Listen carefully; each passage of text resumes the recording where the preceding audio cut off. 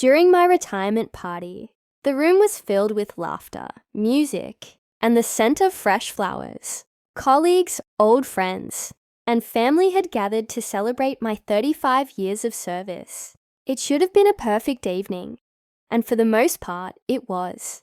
But something unsettling happened that I haven't been able to forget.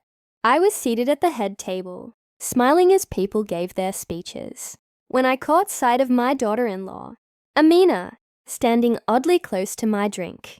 At first, I thought nothing of it. Maybe she was just moving it to make space or adding ice. But then, I saw her glance around quickly before slipping something into the glass. It was subtle, almost unnoticeable, but I'd spent a lifetime reading people. My heart began to pound. I didn't react immediately. Instead, I waited for her to walk away, keeping my expression calm. When she was out of sight, I slowly reached over and switched our glasses. Hers was sitting untouched beside her empty plate. No one noticed. I spent the rest of the evening watching her closely. She returned to the table, took a sip from what she thought was my glass, and continued to smile and laugh as if nothing had happened. I kept waiting for something to happen, for her to feel dizzy or ill or guilty, but nothing came. She seemed perfectly normal. Still, my mind raced with questions. Why would she do such a thing? Was it a mistake, a prank, or something darker? Later that night, she excused herself early, saying she felt lightheaded. My son looked concerned and took her home. I said nothing.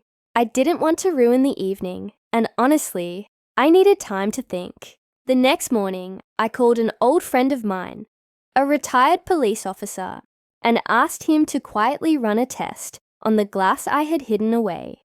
When the results came back a few days later, my blood ran cold. It wasn't poison, not exactly. It was a high dose of a sedative, strong enough to knock someone out for hours. I wondered what would have happened if I'd drunk it. An accident? No, it was deliberate. I didn't confront her, not yet. Instead, I began quietly watching, listening, and piecing together things I had once overlooked.